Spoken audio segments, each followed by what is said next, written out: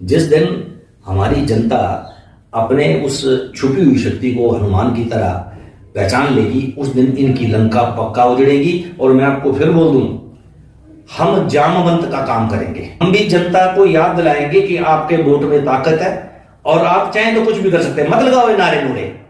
ये हमारा चंबा में आता नहीं, बोले जैसे कि मुर्दा गुजरता, बोले दरवाजा बंद करो, छोरा पे ही जाना। इन नेताओं की डिवेल्यूशन होनी चाहिए। जब जो विकास नहीं कर रहे हैं, छोरा मोड़ा बंद करो। आप कहां इकट्ठे होकर इनके नारे लगा रहे हैं? ये गुंडा बदमाश जो छल कपट झूठ बोलने वाला, टक्के वाले शास्त्र को पढ़ने वाला, वो आदमी नेतागिरी में फिट है। राजनीति का अवमूल्यन हो चुका है। तो जब एक बुद्धिजीवी आदमी पलायनवादी होगा तो वहां पर स्वाभाविक है धूर्त बैठेगा, चलाक बैठेगा। धूर्त है कौन भरमौर की सियासत में? मन मुस्कुरा रहे हैं, कुछ कहने वाले हैं धूर्त नहीं। आप गुरुजी हैं और धर्म की सियासत भी जानते हैं, जिनके नारे भी जनता लगा रही है। अच्छा, लंका किसकी जमने वाली है फिर? क्योंकि आपने लंका को भी जिक्र किया। जी सर, मैं आपके मंच के माध्यम से बात बोलना चाहता हूँ।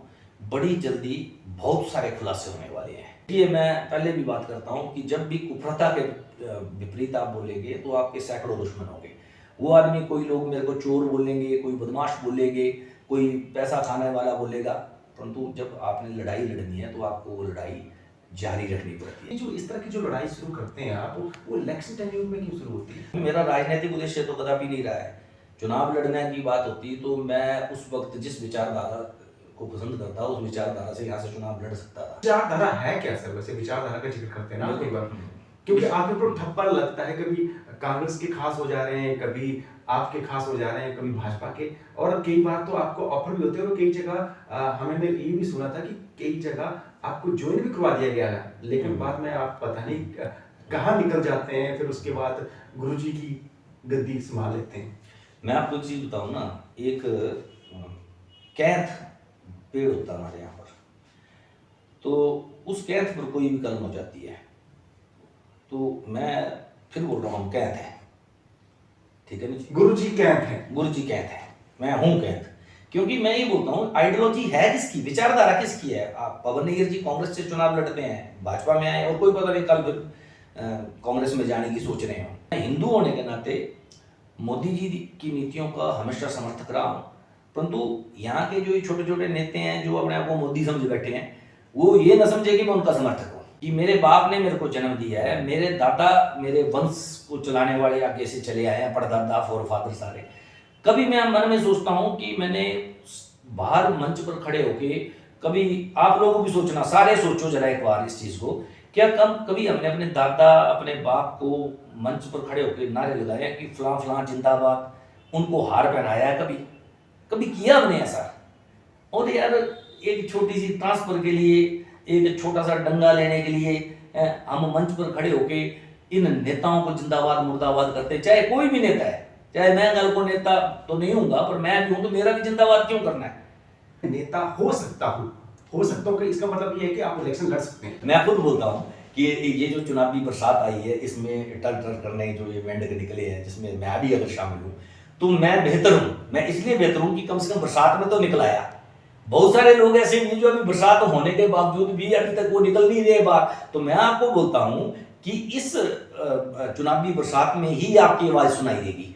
4 साल तो ये भी कानों में उंगली डाल लेते। नमस्कार, मैं हूं सूर्य प्रकाश बुवेटा और मेरे साथ हैं मेरे सहयोगी हितेश परिहार।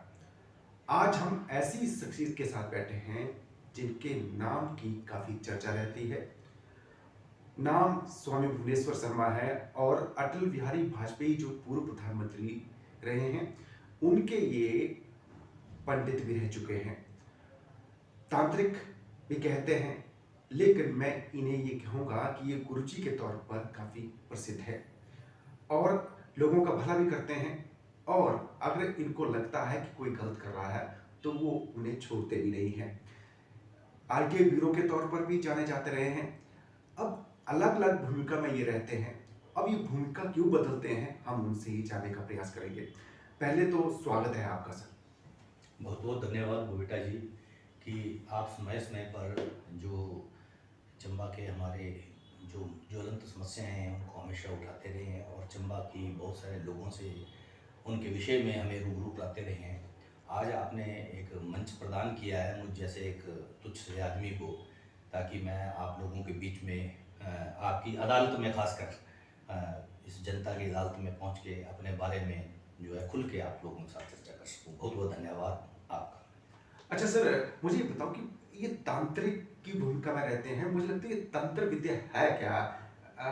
आपको तांत्रिक बोलते हैं, आपको बुरा नहीं लगता कि? देखिए, जो तांत्रिक शब्द है, ये जिस तरीके से टीवी पर जब दिखाया जाता है, एक भयानक सा चेहरा, एक ऐसे मुंडमाला से धारण की हुई और एक गंदा सा कपड़े डाल के लोगों को डराने वाला व्यक्ति हमेशा, तो इसको जब टीवी पर दिखाया जाता तो हम लोग भी डर जाते हैं। तंत्र एक मेथड है, एक तरीका है कि how to solve the problem. जैसे मान लिया जाए हम बीमार हैं, तो एक बीमार की अवस्था में लोगों के पास कई विकल्प हैं। वो आदमी आयुर्वेदा से चल सकता है, योगा से अपना इलाज कर सकता है, नेचुरोपैथी से चल सकता है, एलोपैथी से चल सकता है, होम्योपैथी से चल सकता है। इलाज करवाने के तरीके हैं उसके। उसी तरीके से जब हम कभी विकारग्रस्त हो जाते हैं तो एक देवपैथी है, उस देवताओं की पैथी को हम तंत्र शब्द से बोल दें। तंत्र मीन्स तरीका, मेथड। तो एक भयंकर शब्द लोगों ने बना दिया है। फिर गांव-गांव के अंदर जैसे चेले लोग पैदा हो गए हैं, जिन्होंने समाज के अंदर मैं आपको छोटी सी बात बोलता हूँ कि अगर एक डॉक्टर सही इलाज नहीं करता है तो हम चिकित्सा शास्त्र को गलत नहीं बोलते हैं, वो चिकित्सक जो है वो गलत हो सकता है। इसी तरीके से एक ज्योतिषी चांद तारों की गणना कर रहा है और वो हमारे जो चांद तारों की गणना करके उन उपग्रहों के बारे में आपको बता रहा है, और एक ज्योतिषी सड़क के किनारे तोता लेके बैठा है, हम उसको भी ज्योतिषी बोलते हैं। उस झोला छाप डॉक्टर को जो गांव में बैठा है उसको भी हम डॉक्टर बोलते हैं। उसी तरीके से गांव-गांव में जो चेले पैदा हो गए हैं, एक बात मैं और स्पष्ट करना चाहूँ, जैसे एक ज्योतिषी होने के लिए आपको एक पढ़ाई करना पड़ेगी, आपको बताना पड़ेगा ये गजकेसरी योग क्या है, ये ग्रह कैसे स्पष्ट हुए, ये समय सारणी के आधार पर आपने लग्न कैसे स्पष्ट किया, ग्रह अंतरदशा क्या है, प्रयंत्र क्या है, योगिनी दशा कैसे हुई। तो जब आपके पास कोई आदमी आएगा तो उसकी जिज्ञासाओं को आपको शांत करना पड़ेगा, बताना पड़ेगा। इसी तरीके से जब आप कोई कर्मकांडी ब्राह्मण है तो आपको पढ़ना पड़ेगा, आपको कुसंडी, सिपिंडी, चंडी और उन मंत्रों के बारे में आपको जानना पड़ेगा। किस तरीके से बताओ जी, स्वास्थ्य वाचन कैसे पढ़ोगे। तो इसके लिए कुछ ना कुछ आपके पास विद्या चाहिए जो आप समाज के अंदर बता सकते हैं। तो इन पाखंडी चेला बनने के लिए बड़ा आसान सा तरीका है, ऐसे से थोड़ा सिर को हिलाओ और लोगों को बोल दो तेरे भाई ने किया है, तेरी भाभी ने किया है, तेरे चाचे ने किया है, तेरे जानने वाले ने किया है। समाज के अंदर लड़ाई डाल दो। अगर मैं चेला हूँ भाइयों, मेरे अनुभव है पिछले 20 सालों से उस स्थान पर बैठकर मैं आपके और समाज के बारे में किसी से 1 रुपया नहीं लिया हूँ आजकल, या बोले कोई कि आज तक मैंने किसी से 1 रुपया लिया हो। तो मैं आपकी उन जो घटिया अंधविश्वास पाल रखे हैं उस जिज्ञासा को शांत करने के लिए इस क्षेत्र के अंदर बैठा हूँ। मेरे पास तरह तरह के लोग आते हैं, विश्व भर के बड़े बड़े देशों से लेकर भारतवर्ष के विभिन्न कोणों से भी लोग आते हैं, परंतु उनको मैं पाखंड और वहम नहीं सिखाता हूँ। अगर वो चिल्ला चलंगी करना अगर तंत्र है, तो अगर वो झूठ है तो मैं भी झूठ हूँ। 100 में से 100 चेले झूठ, ये चेले भी सुन लें। आप समाज को ठग रहे हैं, समाज के अंदर आप एक गलत सोच और एक गलत वातावरण पैदा कर रहे हैं, और जिस तरीके से लोगों की भावनाओं के साथ आप खेल रहे हैं और पैसा कमाने की जो आपने ये दुकानें खोली हुई हैं, कृपया करके आज 21वीं सदी में हम पहुंच चुके हैं, बंद करो इन बकवासों को और समाज को सही दिशा दो। और मैं आपको जरूर बोलता हूं कि तंत्र और ध्यान, ये तंत्र मंत्र यंत्र क्या है, इस विषय पर मैं तो आज के जो हमारे ये बुद्धिजीवी पढ़ा लिखे लोग हैं, मेरे पास यूक्रेन से इटली से लोग आते हैं सीखने के लिए। आपका भी स्वागत है, आप इस विद्या को जानो, इस विधा को जानो और इसके माध्यम से स्वयं का भी उपचार करो, अपने पास भी बैठो। श्री कृष्ण ने जब गीता में बोला सर्व धर्म प्रत्यज्यात मामेकम शरणम व्रज, अपने शरण जाओ, अपने से पूछो। वो शिव के भैरव तंत्र को ही पढ़ो, शिव क्या बताते हैं तंत्र के बारे में, और शिव के क्या ज्ञान। तो हमारे जो शास्त्रों में सत्य छुपे हैं वो हमें गूगल में नहीं मिलेंगे, उसके लिए आपको अध्ययन करना पड़ेगा। मैं खुद एक पढ़ा लिखा आदमी हूँ, एक समाज के अंदर एक अकाउंटेंट था टूरिज्म में। इससे पहले कॉलेज स्तर पर मैं पढ़ा भी चुका हूँ, एक लेक्चरर भी रहा हूँ, और उसके अलावा एमकॉम किया है मैंने, ICW किया हूँ। तो मैं उसके बाद भी समाज के अंदर लोगों की जिज्ञासा को शांत करने के लिए बैठा हूँ। और मैं अंधविश्वास कभी नहीं सिखाया हूँ, ना मैं आपके अंधविश्वास का वकील बनूंगा, ना उसकी वकालत करूंगा। तो इसलिए मेरा आप लोगों से भी एक आह्वान है कि समाज के अंदर इन फैली कुरीतियों को खत्म करो। अपने कुल देवता, ग्राम देवता, इष्ट देवता, पितृ देवता, ये सारे रक्षा करने वाले हैं, इनको मानिए, इनके साथ जुड़िए। और मैं देवताओं के खिलाफ नहीं हूँ, मैं जो ये देवताओं के हम जैसे जो मैसेंजर हैं, जो हम जैसे संदेशवाहक बन के उन देवताओं के जो ठेकेदार बन के बैठे, उनके मैं खिलाफ हूँ। अच्छा, जैसा कि आपने कहा ना कि ये जो तंत्र विद्या है ये विज्ञान है एक तरह से, और समाज में जो फैली हैं कुरीतियां और विकृतियां उनको खत्म करने के लिए है, लेकिन जो धंधा कर रहे हैं वो भी तो गलत है सर। बिल्कुल बिल्कुल, मैं आपके पूर्णतः आपके साथ समर्थन में हूँ। इसके पीछे जो धंधा कर रहे हैं ना जी, उसके धंधे के लिए भी समाज के हम और आप लोग जिम्मेवार हैं। आपने एक चीज़ देखी होगी कि जब हम कहानी पढ़ते हैं विवेकानंद और रामकृष्ण जी की, तो विवेकानंद जी के सिर पर रामकृष्ण ने हाथ रख दिया और विवेकानंद जी को ज्ञान हो गया। तो क्या रामकृष्ण जी ने सिर्फ विवेकानंद के सिर पर हाथ रखा था? लाखों हजारों आदमी के सिर पर हाथ रखा था, पर सिर्फ विवेकानंद को ही रामकृष्ण के अंदर भगवान नजर आए या स्वयं के अंदर वो भगवान नजर आए? कारण क्या था? क्योंकि विवेकानंद के जिज्ञासु थे। मैं बोलता हूँ एक सच्चा जिज्ञासु कोई भक्त पैदा हो जाए तो नकली गुरुओं को विदा होना पड़ेगा। यहाँ पर समाज का एक पढ़ा लिखा वर्ग, बहुत कोई आईएएस हैं, कोई नेता है, कोई जिनको हम बड़े प्रतिष्ठित लोग मानते हैं, निर्मल बाबा की कृपा लेने चले होते हैं, समोसा खा के कृपा मिलती है। जहाँ पर कोई कुमार स्वामी की कृपा लेने चला हुआ है। मैं किसी का विरोधी नहीं हूँ, आपकी मान्यताओं के ऊपर, आपकी धारणाओं के ऊपर भी चोट नहीं करना चाहता हूँ, परंतु आपको देख के बहुत सारे लोग आपको फॉलो करते हैं कि ये आदमी वहाँ जा रहा है तो वहाँ पर पता नहीं सत्य छुपा हुआ है। यहाँ पर आग से विभूति निकाल के कृपा करने वाले कई लोग रहे हैं, समाज उनके पीछे भी अंधा था। मैंने फोटो से विभूति निकलती देखी है, पर हमारे जो लक्ष्मी नारायण टेम्पल हैं, जिनकी एक एक चक्का वेद मंत्र के उच्चारण के साथ हजारों साल पहले रखा गया था, वो भरमौर के चित्राड़ी के मंदिर 1600 साल पुराने, जिनके अंदर आज भी अचंभित करता है कि वो काला जो पत्थर है जहाँ पर धर्मराज महादेव को बसाया गया था, कौन लोग थे?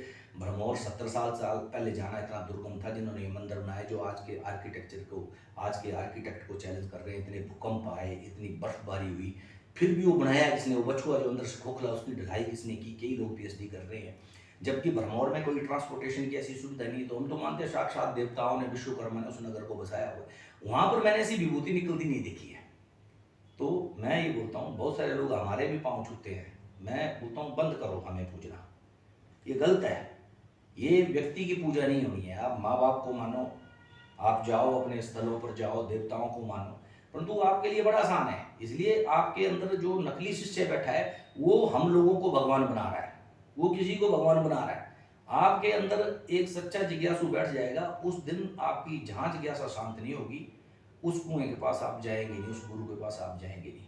ये नकली गुरु आप लोगों ने बनाए हैं, इसलिए उन तांत्रिकों को इतना बुरा नहीं बोलता हूँ मैं। उस दुकान पर अगर कोई जाएगा नहीं तो दुकान स्वयं बंद हो जाएगी। अगर ग्राहकी है, कहीं पर कोई धूल खरीदने जा रहा है तो धूल बेचने वाले 50 दुकानें खुल जाएंगी। अच्छा स्वामी जी, आपके पास भी मंत्री, विधायक बहुत सारे आते हैं, तो उनको क्या देते हैं ऐसा जो आपके आगे नतमस्तक हो रहे हैं? मैं बताता हूँ आपको, मैं जो जिज्ञासा है, जो गहरी जिज्ञासा है जिस आदमी की, जिसकी सचमुच धर्म के प्रति स्वयं को जानने की इच्छा है, उनके साथ हम जुड़े हैं। अब एक धार्मिक आदमी की क्या पहचान है? अब मैं कोई चौड़ा चाला डाल के नहीं बैठता हूँ, मैं जीन भी डालता हूँ, कुर्ता पजामा भी डालता हूँ, तो मेरी पहचान क्या है? लोग देखते हैं कि अरे स्वामी का रूप भी कुछ अलग होना चाहिए। तो ये नेता लोग जो है ना जी, इनकी जिज्ञासाएं क्या हैं? जब इनको सत्ता नहीं मिलती है तब भी ये लोग हमारे पास आएंगे कि गुरुजी देखो कब सत्ता मिलने वाली है, और जब इनको सत्ता मिलती है फिर भी हमारे जैसे लोगों के पास आएंगे कि सत्ता छीन तो नहीं जाएगी। ये तो भीरू आदमी है, नेता जितने हैं, इनकी कोई आस्था नहीं है, इनको सिर्फ अपनी पड़ी है कि कुर्सी की चिंता है। तो मेरे पास कौन कौन नेता आता है, कैसे कैसे नेता आते हैं, मैं इस चीज़ को लोगों को बोलता हूँ। बहुत सारे लोग सोचते हैं कि ये स्वामी बड़े लोगों को देखता है, पर मेरे पास आम साधारण आदमी भी आए, क्योंकि मैंने बड़े लोगों से क्या लेना है? मैंने कोई आज तक ठेकेदारी नहीं की, बड़े लोगों के प्रभाव से कोई ऐसे बुरे काम नहीं किए हैं। बहुत सारे लोग ये भी समझते हैं हमारे बारे में, पता नहीं स्वामी धन इकट्ठा कर रहा है इन लोगों से आप मिलके, तो इसकी जांच भी हो चुकी है। कई लोगों ने विधानसभा में भी इसकी बातें की है, सब चीज़ें जांच होगी। परंतु मैं इतना जरूर बोलता हूँ कि उन लोगों के प्रभाव, जो नेता नुता प्रभाव है, उनको मैं नहीं जानता। पर हाँ, दरबार में जब कोई आ गया, मेरे पास कोई आ गया, किसी के साथ मित्रता है, किसी के साथ कैसा है, हर पार्टी के लोग आते हैं। इसी लोगों को ये भी वहम होता है, पता नहीं गुरु जी किस पार्टी के हैं।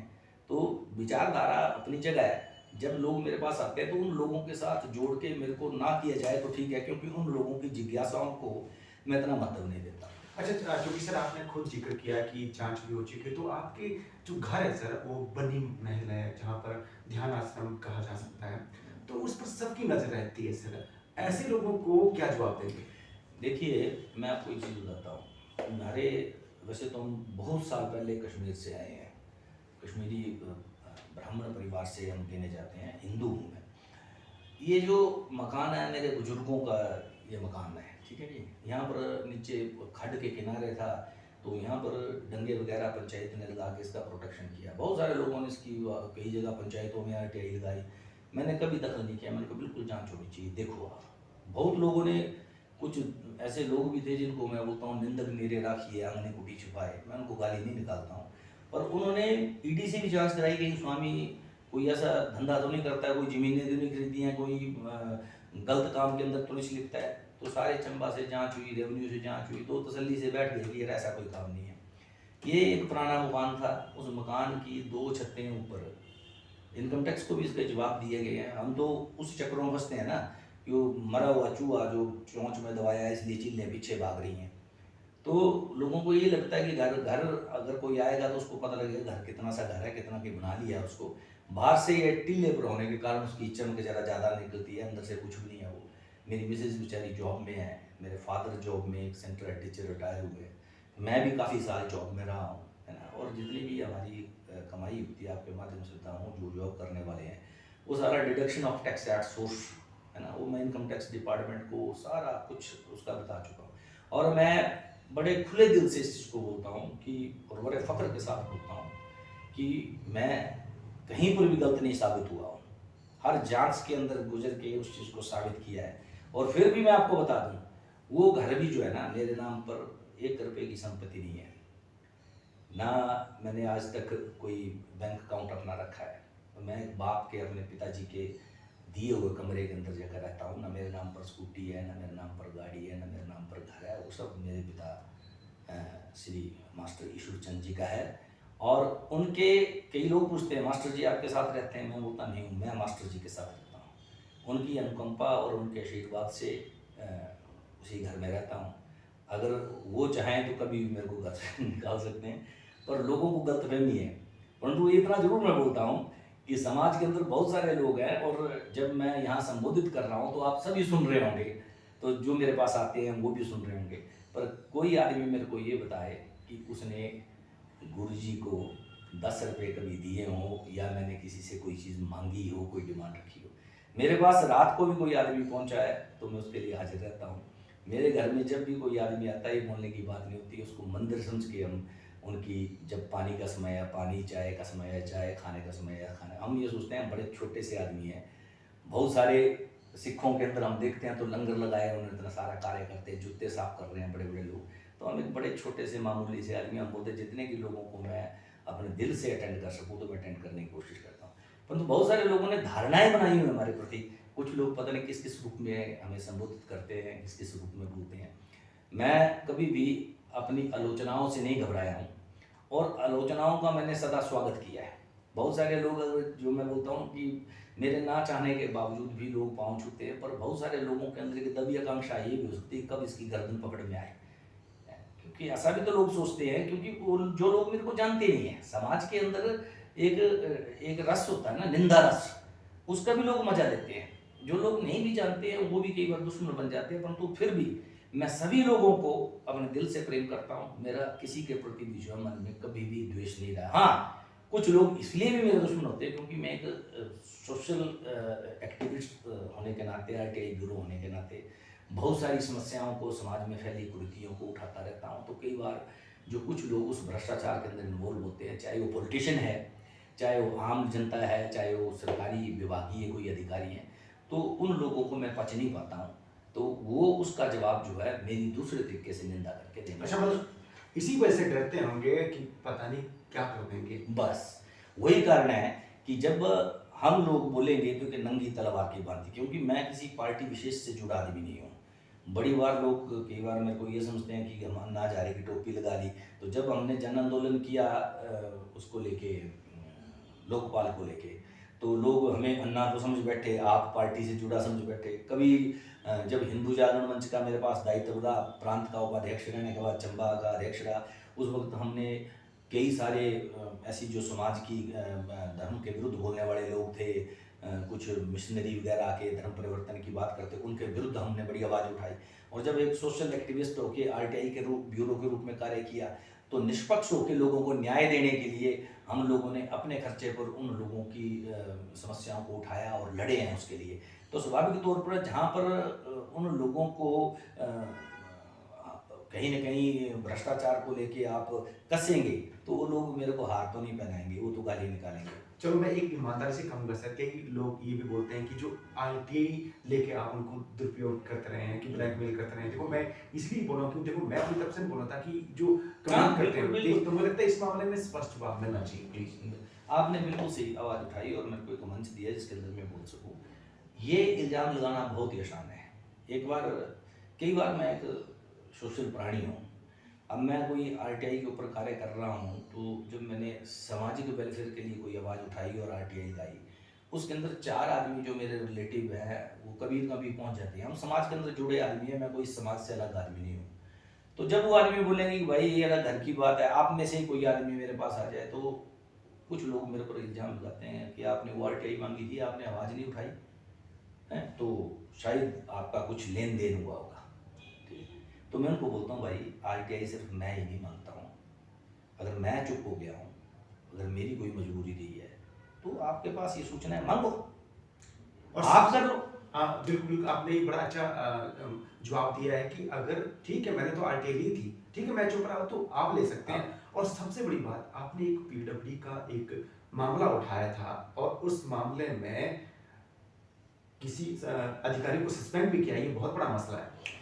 देखिए मैं तो उस आवाज़ को इसलिए उठाया था कि मैंने कहा प्रदेश में 4 साल पहले जब गवर्नमेंट आई थी जयराम जी की, तो इन्होंने बोला भ्रष्टाचार पर 0 टॉलरेंस पर हम कार्य करेंगे और एक भ्रष्टाचार मुक्त सरकार देंगे। तो जब हम सड़क पर घूमते घूमते टहलते टहलते हमने देखा वो रोड साइड जो पिलर थे वो सारे हिले हुए हैं, जो डेलीगेटर बोलते हैं उनको, क्या बोलते हैं, जो सूचना के लिए लगे होते हैं। तो वो ऑलवेज कंपनी ने 31 करोड़ का काम किया है। तो एनएच पर तो कई बार सवालिया निशान हमने आपके माध्यम से भी लगाए कि एनएच जो है उसकी गुणवत्ता के साथ बहुत समझौते हो चुके हैं, तो कभी जूं नहीं देंगे। तो इस विषय को हमने हाल ही में जब उठाया, तो जो अधिकारी थे वो उस ठेकेदार की रक्षा करते नजर आए, जबकि हमने उनकी ध्यान में वो सूचना दी थी। परंतु मैं धन्यवाद करता हूँ इस मंच पर जो प्रिंसिपल सेक्रेटरी टू पीडब्ल्यूडी और रेवेन्यू मिस्टर ओंकार शर्मा, तारीफ की बात नहीं है, परंतु ऐसे योग्य आदमी अगर प्रदेश में होंगे तो मैं ये बोलता हूँ इन सरकारों पर कभी लांछन नहीं आएगा। ये कोई चापलूसी नहीं है, उस शख्स को पूरा हिमाचल जानता है, उसने ईमानदारी के साथ हर जगह काम किया है। जब उनके ध्यानार्थ मैंने ये बात पहुंचाई तो घंटों के अंदर, आप मानेंगे नहीं, घंटों के अंदर कार्रवाई होके एक ही सेम डे के अंदर चीफ इंजीनियर से जो है उसका जवाब मांगा गया। और जब उनको लगा कि ये फेसबुक पर जो आवाज़ उठाएगी बिल्कुल सही है, तो संबंधित अधिकारियों को 100 खोज नोटिस जारी करके और उन्होंने एकदम जवाब तलब किया है। तो ऐसे अधिकारी अगर होंगे तो हम जैसे लोगों को भी प्रेरणा मिलती है कि हम भी भ्रष्टाचार को उठाएं। जब हमारी आवाज़ों को दबा दिया जाता है, हमारी आवाज़ों को बार बार बोलने के बाद हम पर ही संदेह किया जाता है, वो अधिकारी को बोलना बड़ा आसान है कि आरटीआई मांगी है जनाब, ये बंदा ब्लैकमेल कर रहा है। तो मैं उनको बोलता हूँ बिल्कुल ये हमारे पर लांछन लगा सकते हैं। ब्लैकमेल कोई चीज़ तभी होगी किसी में ब्लैक होगा, तो मत तो आप उसमें गुमराह हो जाओ। हम पर इल्जाम लगाने वाले लोगों को मैं ये बोलता हूँ कि आप भी इस विषय में आ जाओ। 10 आदमी मांग लेंगे, किस किस को खरीदेंगे वो। तो जब मैंने इस विषय को पीडब्ल्यूडी का एक कल परसों का विषय इसको जब उठाया एनएच का, तो अधिकारियों पर गाज गिरी और कुछ लोग आए समझौता करने के लिए भी। उन्होंने बोला ऐसा तो सिंपल सा होता है, साधारण सा होता है कि जो अधिकारी सस्पेंड हो रहा होगा जिसके ऊपर गाज गिरनी है वो समझौते की बात भी करेगा। परंतु मैंने प्रेस के माध्यम से, आपके माध्यम से सरकार के उच्च अधिकारी जो उच्च पद पर आसीन है उन तक वो बात पहुंचा दी और उन्होंने तत्काल कार्रवाई भी कर दी, इसके लिए धन्यवाद। अब आप बताओ यहाँ पर ब्लैकमेल कहाँ है? अच्छा, मुझे बताओ कि जिस तरह से आपने एक्शन लिया है और जो करवाया है, क्योंकि आप ही वहां सड़क में टहलने गए थे, आपको लगा कि ये भ्रष्टाचार हुआ है और उसके बाद कार्रवाई भी हुई है, तो इसी तरह का जो आप जिस तरह से आपका मूड दिख रहा है, ऐसा ही अलग अलग विभागों में करने वाले हैं क्या? देखिए सर, मैं आपके मंच के माध्यम से, आपके माध्यम से बात बोलना चाहता हूँ। बड़ी जल्दी बहुत सारे खुलासे होने वाले हैं उसमें। ऐसा क्या होने वाला है कि जो खुलासा, क्यों मुझे लगता है कि जो कॉन्फिडेंस लेवल है जिस हिसाब से मुझे लग रहा है कि वो बहुत हाई लेवल का होने वाला है। बड़ी जल्दी मैं आपको फॉरेस्ट विभाग के अंदर जो कोताहियाँ बरती गई हैं और फॉरेस्ट विभाग में जो जो गलत काम हुए हैं, जहाँ जहाँ पर मक डिस्पोजेबल साइट बनी है वहाँ पर किस तरीके से मक फेंकी गई हैं, मैं आपको सूचना दूं कुछ दिनों के अंदर, जब मेरे पास ऑथेंटिक इसके प्रूफ आ जाएंगे, रिजर्व फॉरेस्ट को किस तरीके से डिस्ट्रॉय किया गया है और इनके गार्ड, फॉरेस्ट गार्ड और बीओ जो है जमीन लेवल पर घूम रहे हैं ऊपर लोगों को, आप उन जंगलों को देख के आपके सीना छलनी हो जाएगा। ऐसे फोटोग्राफ्स जो है मेरे पास कुछ आ चुके हैं, कुछ मतलब चंबा जिले के किस बीट का हो सकता है? मैं आपको बताऊं सर, कोई भी बीट सुरक्षित नहीं है, कोई भी डिवीजन आपका सुरक्षित नहीं है, चाहे आपके चुरा से चलो, चाहे आप भरमौर में चलो, कितने ही लैंड पर कब्जे। इन्होंने 163 की कार्रवाई करने का एक नियम बनाया हुआ है, छोटी छोटी चीज़ों के ऊपर 163 की कार्रवाई कर देते हैं, परंतु जो फॉरेस्ट की भूमि पर इतने इतने कब्जे हो चुके हैं उसको मैं आपके ध्यानार्थ बड़ी जल्दी लाने वाला हूँ। आईपीएस डिपार्टमेंट के अंदर कहाँ पर क्या कैसे काम हुए हैं, मैं विभागीय भ्रष्टाचार को आपके आगे उजागर करूंगा। बाकी सरकार में बैठे उच्चाधिकारी, उनका दायित्व बनता है वो आगे क्या काम करने वाले हैं। मैं आपको एक छोटी सी बात बताऊं सर, सुप्रीम कोर्ट एक बात को उजागर करती है। सुप्रीम कोर्ट ने उस वक्त आदेश दिया था कि जितने नाजायज कब्जे हैं, चाहे फॉरेस्ट डिपार्टमेंट में हैं, चाहे रेवेन्यू में हैं, चाहे पीडब्ल्यूडी विभाग में, उनको एकदम खत्म किया जाए। हाई कोर्ट ने भी आगे निर्देश जारी किए। अब वहां पर इसका नाजायज फायदा विभाग कैसे उठा रहा है? विभाग सिर्फ राजनीतिक प्रतिद्वंदियों को तंग करने के लिए, जहां से आदेश होता है इस आदमी को आप तंग करो, उसको टारगेट करके उसकी पेशियां लगाएगा, तू भी आ, तू भी आ, तू भी आ, ठीक है। तो वहां पर पिक एंड चूज की बात हो रही है। इस घोटाले को, इस बड़े घोटाले को, जहां पर लोगों को इस तरीके से तंग किया जा रहा है और कुछ लोग फॉरेस्ट की भूमि पर कब्जा करके रिजॉर्ट बना के मजा कर रहे हैं। कई जगह पर ऐसे पुल बन रहे हैं ब्लॉक के लेवल पर, ऐसी वो हो गई कि एक व्यक्ति के घर को पुल बन रहा है, व्यक्तिगत घर को, एक व्यक्ति विशेष को बेनिफिट देने के लिए ट्रांसफार्मर रखे जाते हैं क्योंकि विधायक ने बोल दिया, किसी ने बोल दिया। तो ऐसे घोटाले मैं आपके आगे उजागर करूंगा। मैं ये भी बोलता हूं आपके मंच के माध्यम से, अगर कहीं ना कहीं व्यक्ति होने के नाते मैं गलत हूं तो मेरे पर भी कार्रवाई करो, मेरे पर भी कार्रवाई होगी। मतलब जो गलत है आप उसको बख्शने के मूड में नहीं है? मैं बिल्कुल बख्शने के मूड में नहीं, मैं स्वयं को भी बख्शने के मूड में नहीं हूं। मैं इतना बोल दूं, अगर मेरे से भी कोई गलती हुई है, कोई चीजें गलती, हम अपने को नहीं बख्शेंगे, परंतु विभाग में जो भ्रष्टाचार फैला है वो विभागीय अधिकारी सचेत हो जाए। वैसे मुझे लगता है कि फॉरेस्ट डिपार्टमेंट के पहले भी आप पीछे पड़ते रहे हैं, तो क्या है, क्या मतलब मकसद क्या है इस मामले में? देखिए सर, मैं आपको इसलिए बोलूं कि जब आरबीपी आया था, रिवर वैली प्रोजेक्ट, उसमें जो उनकी जो वर्किंग शैली थी विभाग की, बड़ी गलत थी। अब थोड़ी वर्किंग शैली को इन्होंने सुधारा। कैंपा ने जिस तरीके से इन्होंने जो है पैसा खाया, अब आपको पता है कि पीछे जब अलमी प्रकरण हुआ था तो जो मार्केट ट्री थे, इन्होंने ग्रीन फेलिंग करके एक जगह पर ये सारी फॉरेस्ट की यील्ड पूरी की थी। तो कई जंगलों की हमारे पास सूचना आई कि जब इन्होंने टेरिटोरियल वालों ने कॉरपोरेशन को जंगल दिया तो कॉरपोरेशन वालों ने उसको ठेकेदार के माध्यम से जंगल की कटाई करके उसको पेमेंट वगैरह करके यील्ड जितनी लकड़ी थी पूरी होगी। तो जब जंगलों में हम गए तो मार्केट ट्री खड़े थे, तो इट मीन्स ग्रीन फेलिंग हुई। वो विभागीय अधिकारियों की मिली वक्त थी। तो जो सिकरी वाला कांड था, सिकरी में इतना सारा इलिसिट, इतना सारा जंगल काटा गया था, तो उस वक्त रेड्डी जी यहाँ पर होते थे, तो उसमें उन्होंने अपनी स्किन को तो सेव किया था, हमने उस मामले को उजागर किया। अलमी की तरह वो भी कांड था, पर वही बात होती है, फिर वहाँ पर उसको लिपापोती कर दी जाती है। उस वक्त भी कुछ गार्ड, कुछ आरओ वगैरह जो है उसमें उनको चार्जशीट किया गया था, परंतु इसमें क्या था कि डीएफओ और क्या बोलते हैं कंजर्वेटर तक भी बात आ रही थी, परंतु उन लोगों ने अपने आप को बचाने के लिए ऊपर से प्रेशर डाल के, फिर आम आदमी भी इतना तंग आ जाता है कि जो भ्रष्टाचार के अगेंस्ट लड़ने वाला आदमी है, सरकार को चाहिए कि उसकी आवाज़ को एकदम से रखे और उसकी सुरक्षा की जिम्मेवारी ले। हम लोगों को तो ये भी खतरा रहता है, पता नहीं गाड़ी ठोक दे कोई आदमी, पता नहीं मरवा ही दे।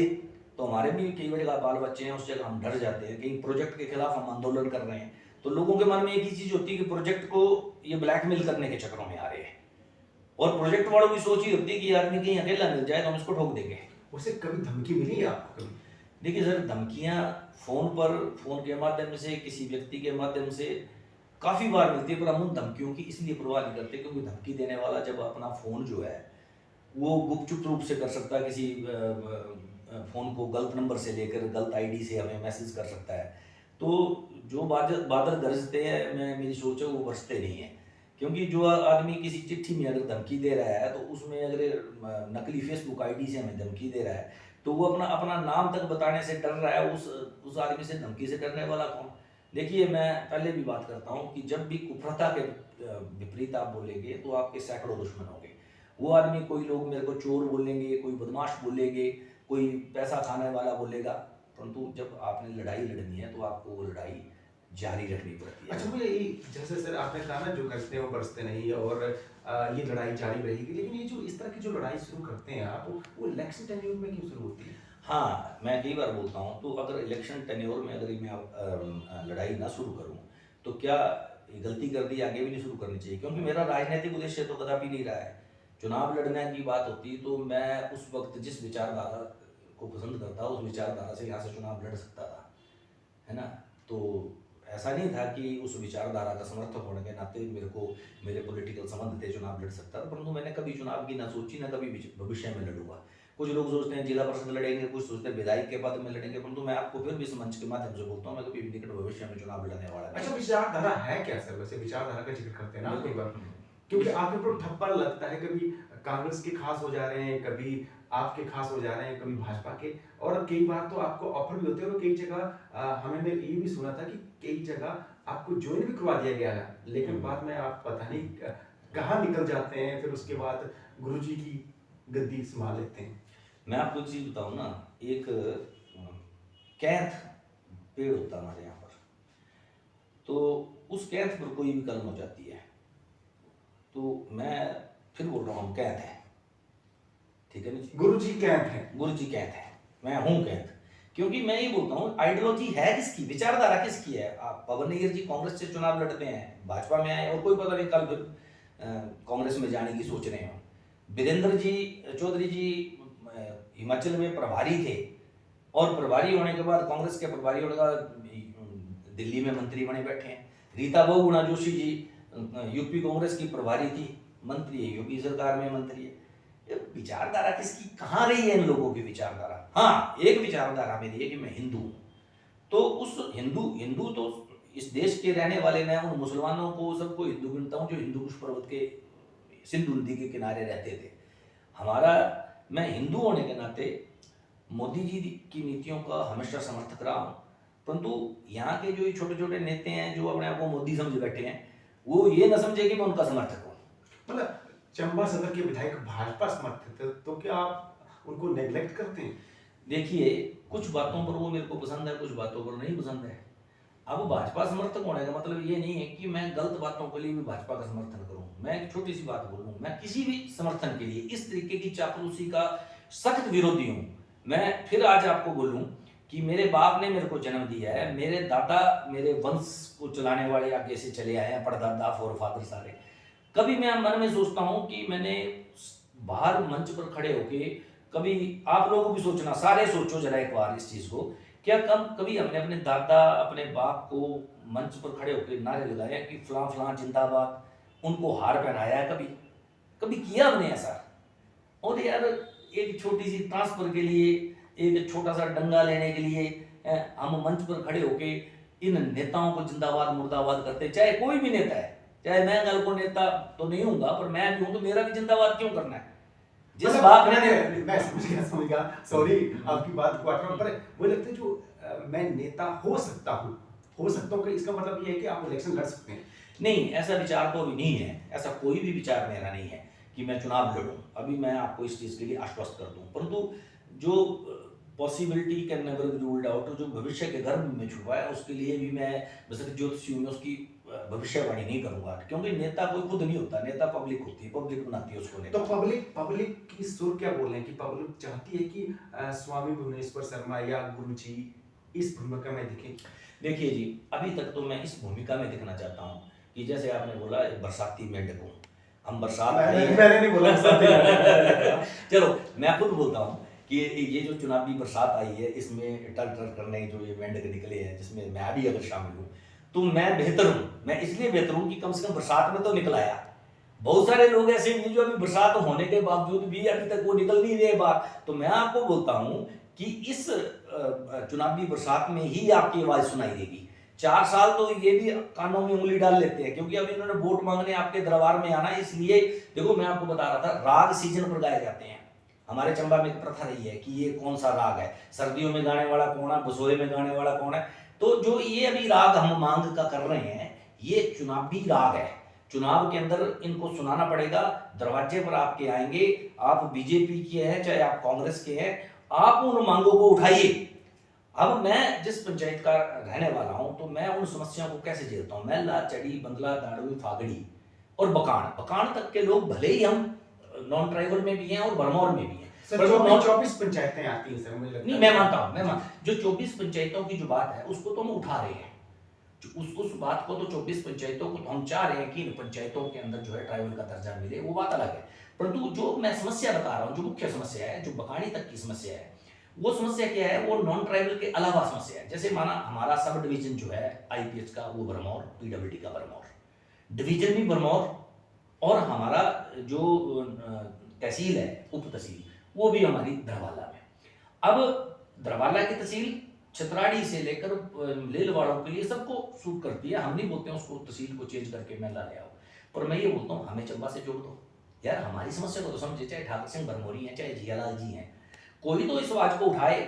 आपने एक, मैं छोटी सी बात आपकी एक समस्या करता हूँ, पब्लिक से पूछो, पब्लिक अपने आप बोली इस चीज को लेके। एक आदमी ने 10 बैग सीमेंट के बिलाने हैं, आईपीएस का किसी ने काम ले रखा है, तो उनका स्टोर है थला में, भरमौर। उस आदमी को 5,000 किराया देके, 3,000 किराया देके वो बैग सीमेंट के आईपीएस से इशू करा के लाने होते हैं।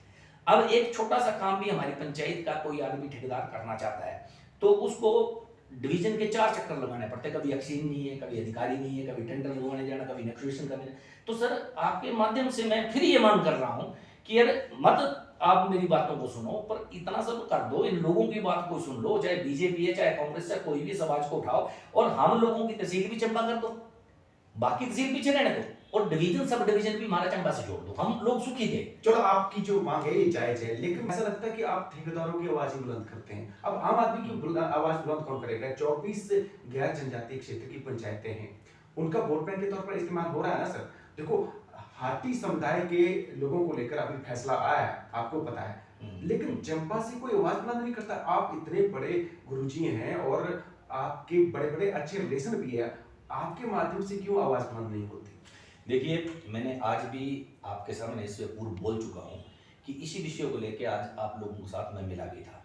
तो हमारी जो 24 पंचायतें हैं, जिनका रहन सहन, कल्चर, उठना बैठना, खान पान, वेशभूषा सब ट्राइबल की है, और हम लोगों का जो इन पंचायतों का पिछड़े होने का कारण जो है, वो हमें ट्राइबल का दर्जा ना मिलना बहुत बड़ा है। क्योंकि हमारे लोगों को, हमारे पढ़े लिखे बच्चों को भी ट्राइबल ना होने की वजह से बहुत, क्योंकि कल्चर तो ट्राइबल से बदतर है, शिक्षा, स्वास्थ्य और सड़क के हाल तो ट्राइबल से बदतर है। तो उन लोगों को रोजगार भी नहीं मिल पा रहा है, क्योंकि वो लोग पढ़े लिखे तो है, परंतु उनको जो रिजर्वेशन का फायदा मिलना था, वो भी हमारी पंचायत के लोगों को नहीं मिल पा रहा, जो 24 पंचायतें आपने भरमौर कंस्टिट्यूंसी की नहीं।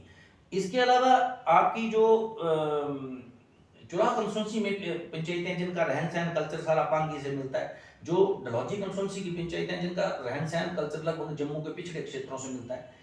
हम तो ये बोलते हैं इन सभी पंचायतों को, और ये कोलका वगैरह जो चंबा कंस्टिट्यूंसी के ऊपर की पंचायतें हैं, इसला घाट से ऊपर की पंचायतें हैं, इनका कल्चर सारा गद्दी कल्चर है, तो हमारा ट्राइबल का कल्चर है। हम तो इन सब की मांग कर रहे हैं, सिर्फ ना केवल 24 पंचायतों की। जैसे हाटी समुदाय को, उन क्षेत्र के लोगों को बेनिफिट मिला है, तो पर एक चीज और भी है बेटा जी, जो मेरा प्रतिनिधित्व कर रहा है, जो मेरा रिप्रेजेंटेटिव है, वो मेरा मालिक नहीं है, वो मेरा सेवक है, सेवा करने के लिए आया है। वो उन लोगों ने चाहे वो कांग्रेस का है चाहे बीजेपी का है, आप अपने प्रतिनिधियों से पूछो किस किसने आवाज उठाई। मुझे लगता है कि ये जो आप ना बिल्कुल सही बात कर रहे हैं, लेकिन देखो स्वामी भुवनेश्वर शर्मा जी के घर में जो गुरुजी हैं, आपके घर में नतमस्तक होते हैं लीडर, तो आप क्यों नहीं उनका गला पकड़ के, या भाई आपको उंगली पकड़ के उनको बोलना पड़ेगा सर। देखिए मैं सैकड़ों बार ये बात बोल चुका हूँ, लिख के भेज चुका हूँ, पर आज भी आपके माध्यम से फिर बोल रहा हूँ। जैसे हंसराज जी विधानसभा उपाध्यक्ष हैं, उठाइए आवाज को। यहाँ से कुछ लोग ऐसे हैं जिनको मुख्यमंत्री का दावेदार मानते रहे हैं, उठाइए अपनी आवाज को, कोई सचेतक बने हैं। जियालाल जी का मुख्यमंत्री जी के साथ, अच्छा देखो अगर ये बात कोई नहीं मानेगा तो मैं आपको आश्वस्त करता हूँ कि बड़ी जल्दी सर्वोच्च न्यायालय में इन लोगों के पूरी मैं जो मेरे को दस्तावेज चाहिए उसको मैं एकत्रित कर रहा हूँ। जो सुप्रीम कोर्ट के जो मेरे कुछ मित्र वकील हैं जिन्होंने बोला है कि इस याचिका को लेके आप आएंगे तो आपको ये दस्तावेज चाहिए। मतलब गैर जनजातीय क्षेत्र के मुद्दे पर आप गंभीर है और कोर्ट में याचिका भी दायर करवा सकते हैं इसमें बड़ी जल्दी। अगर ये लोग जो हमारे प्रतिनिधि हैं अगर इसको इलेक्शन के समय पूर्ण जोर के साथ, जैसे हट्टी समुदाय के लोगों को न्याय मिला है, क्योंकि देखो इन लोगों को अगर जनजातीय क्षेत्र का दर्जा मिलता है तो हमारी सड़कों और एक विशेष बजट जो केंद्र से मिलता है उससे क्या होगा, हमारे यहाँ का पर्यटन भी विकसित होगा। पर्यटन विकसित होने से कई तरीके का रोजगार हम लोगों को मिलेंगे। यहाँ की जो उत्पाद होने वाली चीजें, उत्पाद है हमारा, वो भी अच्छे दामों पर मिलेगा। अब जैसे छतराड़ी में 1600 साल भगवती का प्राचीन टेम्पल है, कई पर्यटक वहां पर आते हैं, पर वहां पर जो एक सड़क की प्रॉपर व्यवस्था, 1 महीना 23 दिन रोड बंद रहा, क्योंकि ट्राइबल जो है गरोड़ा के लिए 7 दिन में रोड खुला, हमारे लिए 1 महीना 23 दिन रोड बंद रहा, क्योंकि आपके पास बस नहीं है, या तो हम सोते ले। और इनकी जो सोच है, चाहे कांग्रेस का हो चाहे बीजेपी का, उनकी सोच है कि हमारा डंडास जो है वो 84 नहीं पड़ेगा।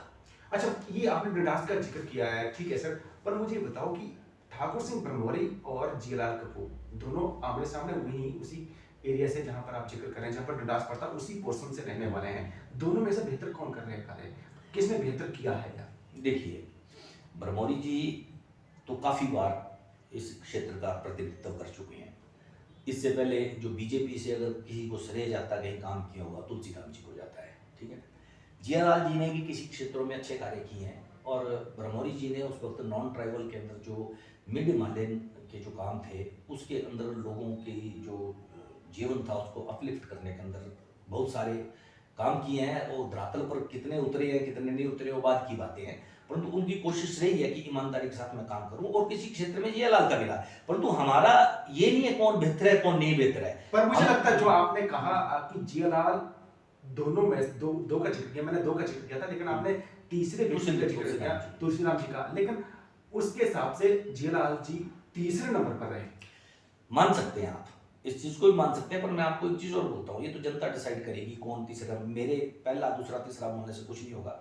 मेरे आपके चेले हैं इसलिए आप फेवर तो नहीं ले रहे हैं? नहीं, मैं ऐसा कभी नहीं बोलूंगा, कभी इनकी फेवर नहीं लूंगा, क्योंकि पॉलिटिशियन के साथ मेरी दोस्ती हो सकती है, परंतु जो समाज सेवा करेगा वो आदमी जीतेगा, ठीक है ना। ब्रह्मोरी ने भी कई क्षेत्रों में काम किए हैं, ब्रह्मोरी साहब ने भी, जियालाल जी ने किया है। आने वाले समय के अंदर ब्रह्मोरी जी के स्वास्थ्य के हिसाब से देखा जाए फिर भी एनर्जेटिक है, काम करते, जियालाल भी एनर्जेटिक है।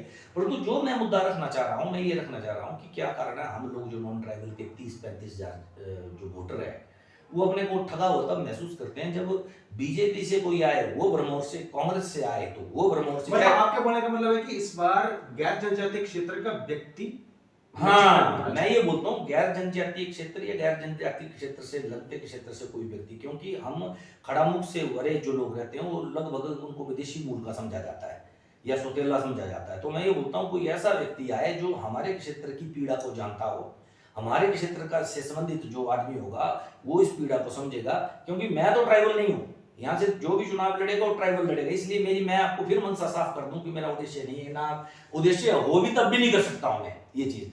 तो इसलिए मैं बोलता हूँ कोई भी आदमी आए, वो चाहे वो बेटा जी ही हो, वो ही चुनाव लड़े, परंतु वो इस पीड़ा को समझे। क्योंकि देखो मैं भी ट्राइबल में नहीं आता और मेरा इच्छा भी नहीं है कि मैं पॉलिटिक्स में जाऊं, मैं जहां पर बीइंग ए जर्नलिस्ट यहाँ पर अच्छा करने का प्रयास करूंगा। पर मुझे बताओ जो नॉन ट्राइबल का व्यक्ति लड़ने वाला है, क्या उस पर स्वामी भुवनेश्वर शर्मा का आशीर्वाद रहेगा, चाहे वो बीजेपी से हो, चाहे कांग्रेस से, चाहे वो आप पार्टी से हो? ईमानदारी से कहिएगा। देखिए मैं आपको एक चीज बोलता हूँ, अगर नॉन ट्राइबल से कोई भी आदमी आएगा तो मैं नॉन ट्राइबल के आदमी को सपोर्ट करूंगा। आवाज को बुलंद करूंगा और एक मूवमेंट चलाएंगे हम, जिसमें हो सकता है कि हम इलेक्शन का बहिष्कार करें, हम किसी को भी वोट ना दें। अच्छा, महिला केंद्र बिंदु रहा सर सियासत का, खासकर भरमौर विधानसभा क्षेत्र की सियासत का। कई मीटिंगें होती रही हैं, हमने सुना तो ये है कि महिला से भी कोई कैंडिडेट की तलाश हो रही है और चर्चा भी है। देखिए, ये तो पार्टियां, बड़ी पार्टियां हो चुकी हैं, अब इन्होंने जिसके ऊपर आशीर्वाद देना पार्टियां, तो लोगों की तो एक नाम है कि आपका राय ली जा रही है, ठीक है। तो आपके पास दो विकल्प है, ए या बी, आपने चुनना सी, आपके पास नहीं है। ये तो जनता जिस दिन जागरूक हो जाएगी, जनता जिस दिन अपने जो अंदर छुपी ताकत है, जैसे हनुमान को जब जामवंत ने बताया था ना कि जामवंत के वचन सुहाए सुनी हनुमंत हृदय अति भाए, तो हनुमान को पता लगा मुझ में भी उड़ने की क्षमता है, और राम काज करने के लिए वो लंका को विध्वंस करके आए थे। जिस दिन हमारी जनता अपने उस छुपी हुई शक्ति को हनुमान की तरह पहचान लेगी, उस दिन इनकी लंका पक्का उजड़ेगी। और मैं आपको फिर बोल दूं, हम जामवंत का काम करेंगे। जामवंत ने उस सोई हुई हनुमान की शक्ति को याद दिलाया था, हम भी जनता को याद दिलाएंगे कि आपके वोट में ताकत है और आप चाहें तो कुछ भी कर सकते हैं, मत लगाओ नारे नूरे। ये हमारा चंबा में आता नहीं, बोले जैसे तो मुर्दा गुजरता, बोले दरवाजा बंद करो छोरा पे जाना। इन नेताओं की डिवैल्यूएशन होनी चाहिए। जब जो विकास नहीं कर रहे हैं, छोरा पोना बंद करो। आप कहां इकट्ठे होकर इनके नारे लगा रहे हैं? ये जितने नारे लग रहे हैं, जितने इनकी प्रशंसा हो रही है बिना काम के, यही उनको प्रेरित करती है कि मैं नेता बनूं। बार देखो, याद रखना, हमारे हिंदुस्तान में इंटेलिजेंस जो भी हुआ है वो पलायनवादी हो गया था। बुद्ध जैसे आदमी जिन्होंने ज्ञान को प्राप्त किया, उनको राजनीति में आना चाहिए था हाथ जोड़ के, वो पलायनवादी हो गए। और हिंदुस्तान में विडंबना ये रही कि फूलन देवी आप पे चुनाव लड़ती है, क्योंकि उनको पता है यहां संरक्षण मिलता है। वही पुलिस वाले जो इसको मारने के पीछे ललायत थे, वही इसकी रक्षा के लिए लगेंगे। तो इसलिए गुंडा, बदमाश, जो छल कपट झूठ बोलने वाला, केवल शास्त्र को पढ़ने वाला, वो आदमी नेतागिरी में फिट है। कोई भी आदमी जब बात करते हैं बेटा जी को, हम बोले बेटा जी आप राजनीति में आओ, तो अभी इन्होंने हाथ खड़े कर दिए, नहीं भाई ये गंदी दलदल में हम नहीं जाना चाहते, सोच तो यही थी हम यही ठीक है। तो एक जो बुद्धिजीवी आदमी है, जो एक पढ़ा लिखा आदमी है, जो समाज का जो रिप्रेजेंट कर सकता है और समाज के अंदर एक अच्छा लीडर बन सकता है, वो तो पलायनवादी है, क्योंकि राजनीति का अवमूल्यन हो चुका है। वो लोग समझते हैं ये गंदी दलदल है। तो जब एक बुद्धिजीवी आदमी पलायनवादी होगा, तो वहां पर स्वाभाविक है धूर्त बैठेगा, चलाक बैठेगा। धूर्त है कौन भरमौर की सियासत में?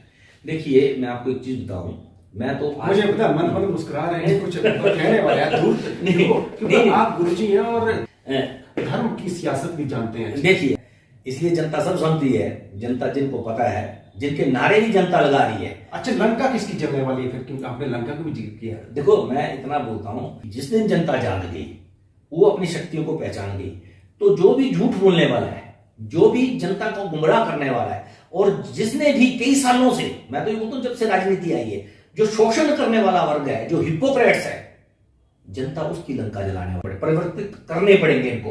क्योंकि जिस तरीके की राजनीति आज हो रही है एक पार्टी और दूसरी पार्टी में, उनको एक स्वच्छ छवि की राजनीति को लाना पड़ेगा। ये झूठ बोलने वाली राजनीति, ये ठगने वाली राजनीति, ये काम के लिए झूठ बोल, देखो मैं बोलता हूं, एक छोटी सी बात बोलता हूं, सरकार ने क्लास 3 और 4 के इंटरव्यू बंद कर दिए और उसके लिए एक मार्क्स निर्धारित किए। उसके बावजूद भी पॉलिटिशियन उनको झूठ बोल रहा है, आपको सिलेक्ट करेंगे। आपको कहां सिलेक्ट करेंगे? मार्क्स सामने रखे हैं, वो लोग कोर्ट में जाएंगे। आप गुमराह करना छोड़ो। मैं तो सरकार से ये भी मांग करता हूं कि ट्रांसफर के लिए अगर एक पॉलिसी बन जाए, प्रॉपर पॉलिसी बन जाए, और ये जितनी भर्ती हैं इन पर नेताओं का आशीर्वाद खत्म हो जाए। क्योंकि सुप्रीम कोर्ट बोलता है there should be a transparency at the time of recruitment. अगर आप वो ट्रांसपेरेंसी रखना शुरू कर दें, फिर नेताओं का असली काम शुरू होगा। फिर वो असली काम क्या होगा वो बेटा जी, नेताओं ने कहीं पर प्रायोरिटी है सड़क की, कहीं पर प्रायोरिटी है डॉक्टर नहीं है, कहीं पर प्रायोरिटी है शिक्षा के संस्थान अच्छे नहीं है, फिर वो उसके बारे में चिंतन करेगा, अपनी विधायक की प्रायोरिटी में उन चीजों को डालेगा। फिर नेताओं के हाथ से ये चीजें निकल जाएंगी कि आप डराएंगे किसी को, लोकतंत्र के अंदर आपको वोट नहीं दिया ट्रांसफर कर देंगे, आप किसी घर को उड़ाएंगे, किसी को फलां चीज करेंगे। जब आपका एक नियम स्पष्ट हो जाएगा, तो फिर नेता जो है वो राजनीति में वही आदमी आएगा जो सही मायने में लोक सेवा के लिए, जनसेवा के लिए आएगा। ये मैं आपको बताता हूँ, शक्ति, बहुत सारे लोग जो है सत्ता इसलिए हासिल करना चाहते हैं, सत्ता के साथ शक्ति आती है। और याद रखना, शक्ति हमेशा शोषण करती है। इनकी सोच जो है, शोषण करने वाली जो सोच है, ये फूल वाले, ये हाथ वाले, इस तरीके से जब हमारे समाज को ये डिवाइड करने वाले लोग हैं, ये सोच रखने वाले लोग हैं, जिस दिन इनकी सोच से सारे आदमी, जब विधायक बन गए तो आपके लिए सब एक बराबर है, आप जिस रोड को आप बना रहे हैं उस पर आप कैसे बोलेंगे इसमें भाजपा वाला नहीं चलेगा, कांग्रेस वाला नहीं चलेगा? वो हमारे टैक्स पेयर का पैसा है, आप उसको प्रायोरिटी के आधार पर बता रहे हैं। यार आज की डेट में मैं आपको एक चीज बता रहा हूँ, स्कूलों में आपके प्रॉपर तरीके से टीचर नहीं है। आपके पीएससी में जरा पता करो हमारे नॉन ट्राइबल की कितनी सब सेंटर और इसमें डॉक्टर कितने हैं। डिस्ट्रिक्ट हॉस्पिटल में आपके पास डॉक्टर नहीं है, आपके मेडिकल कॉलेज में आपके पास प्रॉपर डॉक्टर नहीं है, आपकी 108 एम्बुलेंस हमेशा खराब रहती है, और मुख्यमंत्री महोदय जो है पंडित सुखराम जी को हेलीकॉप्टर मुहैया कराते हैं हमारे टैक्स पेयर के पैसे से। और प्रदेश के, मैं तो फिर बोलता हूं, प्रदेश के अंतिम व्यक्ति को जिस दिन आप 108 भी अच्छे तरीके से प्रोवाइड कर देंगे ना, उस दिन मैं मानूंगा आप संवेदनशील है। तो मैं कदापि जनता के पैसे से राजनीतिक नौटंकी को जो है वो कभी सराहूंगा नहीं। ये लोग जो सराह रहे हैं कि मुख्यमंत्री बड़े संवेदनशील है, ये राजनीतिक लोग है, ये नौटंकी से हमें बाहर जाना चाहिए। और दूसरी बात जो आपने इस चीज को उठाया, मैं पक्षधर हूं जो विकासात्मक सोच वाला आदमी है, वो चाहे कोई भी हो। और मैं तो एक फिर बोलता हूं, एक आओ सारे इकट्ठे होके हम एक गैर राजनीतिक मंच बनाते हैं। उस गैर राजनीतिक मंच पर एक गैर राजनीतिक सोच के इलाका हम एक विकास की सोच को पैदा करते हैं। हम इलाके के अंदर जो फैली समस्याएं हैं उनको दूर करते हैं। और इसके लिए आपको जरूरी नहीं है कोई नेता ही बनना है, बिना नेता के भी आप उन कामों को भली भांति कर सकते हैं। और ये मेरा अपना अनुभव रहा है, क्योंकि जब मैं आरटीआई में था तो मैंने बहुत सारे घोटाले निकाले, आपको भी पता है। और बहुत सारे कामों के ऊपर जो जनता के लिए नहीं समर्पित थे लोग, उनको हमने मजबूर किया उस चीज को करने के लिए। तो जरूर नहीं है विधायक के पास ही शक्तियां, विधायक को शक्तियां हमने दी हैं वोट के माध्यम से। जो भी ये प्रशासनिक अधिकारी बैठे हैं, मैं मानता हूं बड़े अच्छे लोग होते हैं, परंतु ये लोग जितने हैं वो जनता के नौकर हैं, दे आर पब्लिक सर्वेंट, और ये हमारे लिए नियुक्त किए हैं। आप इनसे भी मत डरो, ये डराते होंगे बोलते होंगे, तो उनसे भी डरने की आपको जरूरत नहीं है।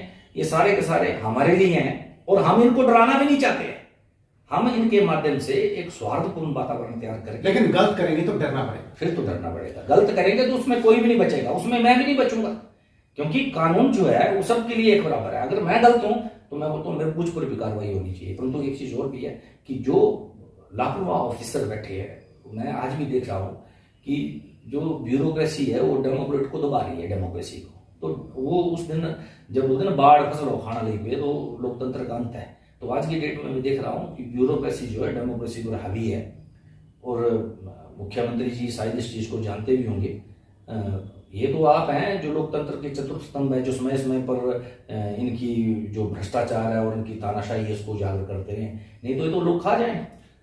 चलो बहुत बहुत धन्यवाद सर। तो स्वामी भुवनेश्वर शर्मा जी ने, जो गुरु जी हैं, इन्होंने बड़ी बेबाकी से सारी चीजें कही हैं। अगली बार हम नई सक्सेस लेके आएंगे, तब तक के लिए धन्यवाद। बहुत बहुत धन्यवाद।